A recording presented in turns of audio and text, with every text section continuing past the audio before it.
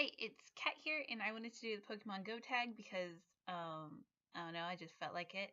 Even though I don't play Pokemon Go, I was really into the Indigo League before they took away my Misty and Brock, and I got really depressed inside, you know, before the dark times, before the Empire. So the first thing is starters. What is the first book that really got you into starting to start to read? So I always was a reader. I don't remember a time I wasn't a reader, but I used to have this phase where I would get a chapter book from the library, and it was like no matter if it was adult or not, my parents didn't care. But um, I would always stop the book halfway through and just set it aside and just turn it back into the library. I would buy a book and just not finish it. And I still kind of do that to this day. Hard habit to break. But I remember the first chapter book that I read without my parents reading it to me because my dad always read me Lord of the Rings and The Hobbit and some Icelandic saga stories. But the first chapter book I read all by myself and actually finished is The Two Princesses at Bamara. And this is about two sisters. One of them is dying from the Grey Death, and the other one is trying to save her. But the other one is so scared of everything. She is terrified of everything. And she goes on a quest, meets a dragon, falls in love with a magician, all this great stuff. And To Tell You the Truth is probably the book that really got me into fantasy as well. And I always pictured myself as the sister who was dying because the sister who was dying was number one, brown haired. I'm obviously not a blonde.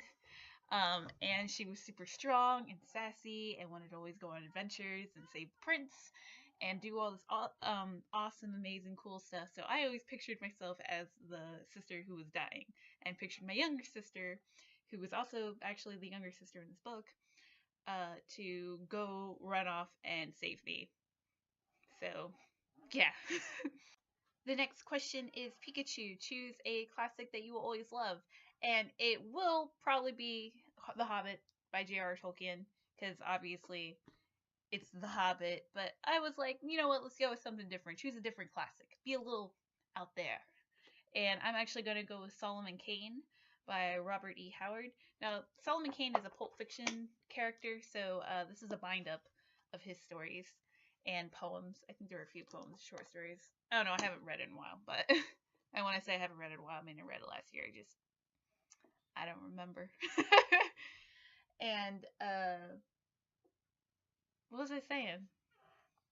Anyway, this is a classic, a cult classic, and this is about Solomon Kane. He goes around. He's a Puritan who goes around trying to save people. And danger always follows him. Danger is attracted to him. So when he goes around saving people, really, he's just like some dying girl comes on his path, and he's like, I might as well kill the monster that killed her. And I love him. He's also a very, very dark character. He's very grim, and he likes to kill, and he has no problems killing as long as it is in the area of goodness, of righteousness, of justice. But sometimes I'm a little bit like, anyway, really enjoy it. Next is a Zubat. So pick a book that is literally everywhere, and you lost interest in. And for that, I'm actually going to go with Outlander by Diana Gabaldon. I don't know. But I've been watching the TV show. I like the TV show, but haven't really got the gumption to read the book because I don't know. I'm not really. I'm not. I like watching love stories like on TV, but I don't really like reading love stories, not unless they're gay for some reason. I'm like I read first and fan fiction all the time, but um, I don't know. It's everywhere. People keep talking about it. People keep wanting me to read it, and I just haven't gotten the gumption to do it. And plus, I tried a while back, and I got to like page 20, and I was like, mm, mm. Next is Ditto, a book that reminds you of other books with tropes and everything, but yet you still love it, and I just dropped it. For that, I'm actually going to go with the Dragonlance Chronicles little series. All the Dragonlances, they're all very tropey. You know where the story is going no matter what, and the characters are like based on adventuring parties. You have the healer, you have the trickster, you have the barbarian, you have the ranger. Like, this is very, very trophy stuff, and I completely adore it. Next is Snorlax. Choose a book that you haven't read because of its size, and the Words of Radiance series, the Wise Man Fear, which is the second book in the Kingkiller Chronicles. Actually, I haven't read either of those ones because Words of Radiance may be like a 16-book series, and I at least want to wait for 4 books to be out before I start getting on that train. And Wise Man's Fears because it takes Patrick Rothfuss forever to come out with any book. So I'm waiting for the third one before I even try. But I would guess, eh,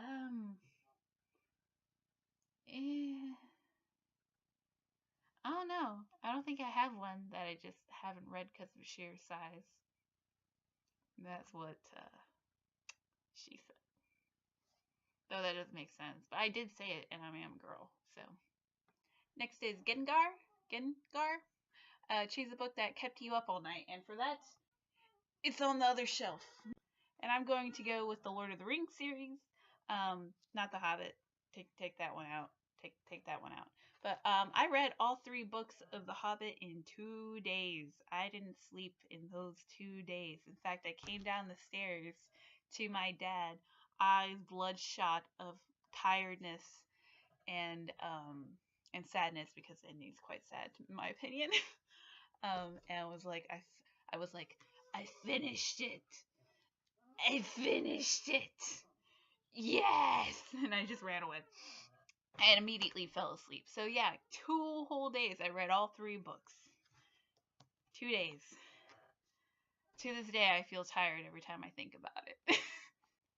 Next is Nidoking and Nidoqueen. You choose your favorite OTP. And I didn't know if this OTP was meant to be like people who should stay together forever and ever, or people who you think should be together. So, like, do they have to be a couple, or is it like you want them to be a couple? So, if you want them to be a couple, I'm going to go with Kit and Tannis from Dragonlance. I know she's kind of evil, but I don't care. They deserve each other. Plus, I hate Loriana. She's so boring. I can't stand her. I'm gonna go with Vicky and Mike from the Blood series because they're both angry, horrible people to each other, and I think that is romantic as fuck. Okay? They are awful. They yell at each other. They throw stuff at each other. It's a very abusive relationship on both parts, but I think it's kind of cute. Also, another one is Kyle and Warren from the Mercy Thompson series.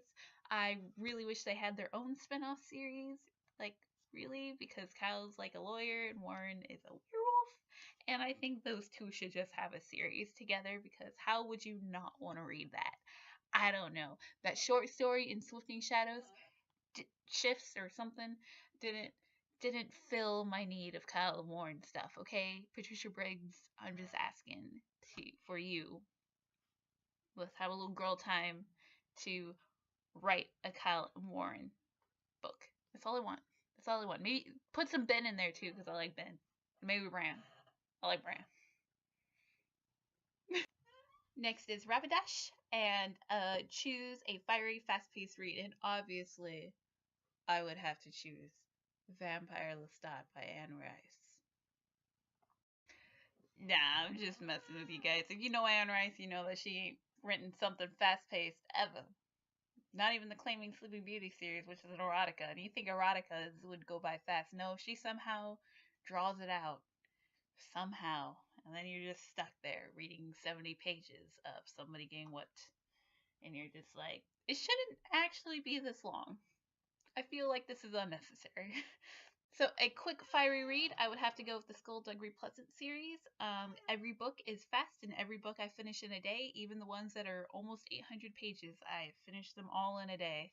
And they are kind of a middle grade series, even though it is extremely dark. This one time, the main character got tortured to the point where she saw her organs come out of her body and be set beside her. So this is a very dark series, but it's also very funny and quick, gotta say. Next is Evie. Choose a series where you never get tired of seeing spin-offs of. So I don't know if you can see it all, but this is my Forgotten Realms and Dragonlance collection, and there are more books behind that. Yeah, yeah. And I this isn't even all the ones I want. I want more. And so I never get tired of seeing Dragonlance slash Forgotten Realms spinoffs. So yeah, mostly Dragonlance. But yeah, there's the Driz series right there. I have the bind ups and the comic books. I have comic books of them. Yeah, I have a problem. Next is Magikarp. Pick a series that you were surprised at how awesome it was. I'm actually going to go with the Black Jewel series by Anne Bishop, even though I haven't finished it yet. Haha, it's on the second book still for like past year. Woo! I was actually surprised on how much I loved this series. Well, the first book at least. Um, Especially because it has a lot of rape and stuff, and I'm not really down for that. To me, rape is like one of those things, like in books, at least, is one of those things where the author kind of forces you to care about the character. So I don't know. To me, it's kind of lazy writing, but whatever. This series, I still really enjoyed. I thought it was intense. I was sad for everyone. It made me feel things, and I hate feelings, but this one made me feel it.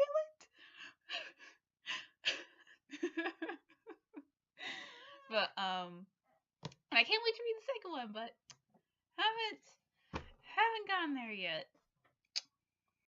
Next is Legendary.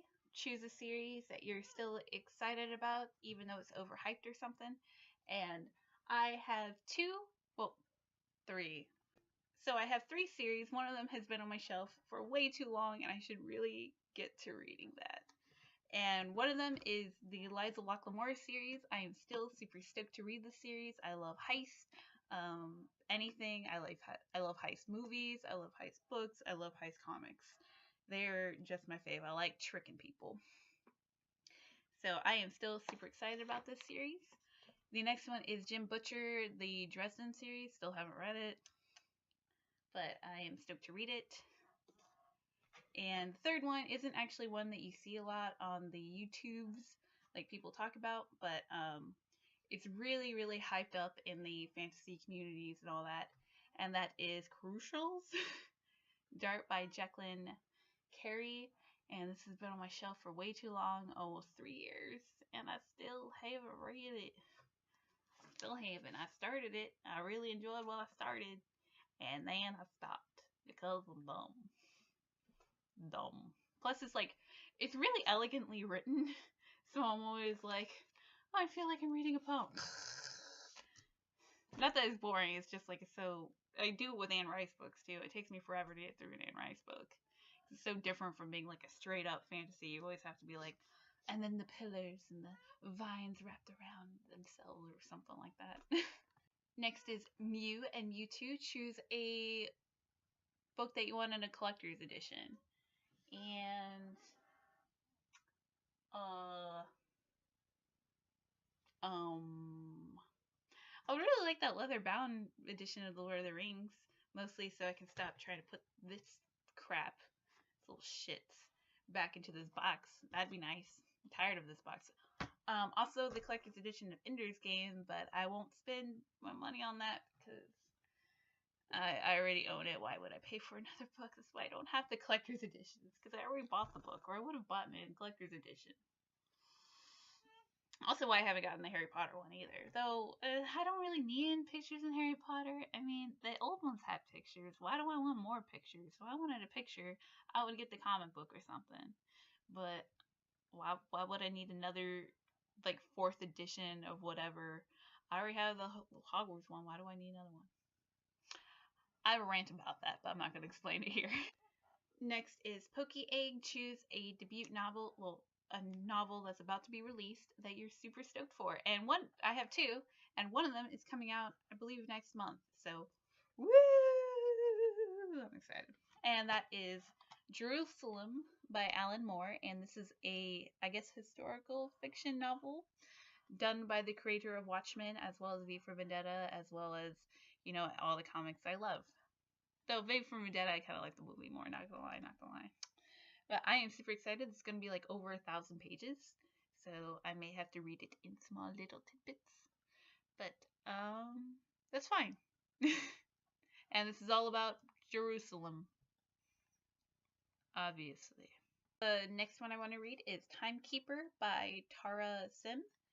And this is about a guy named Danny? Yeah, Danny Hart, who can fix clocks, but he can't just fix clocks, he can fix the fabric of time. And he eventually gets an apprentice who annoys him and all this other stuff. But he ends up being the clock spirit, like the clock tower that the Danny works in. He is the spirit of that tower.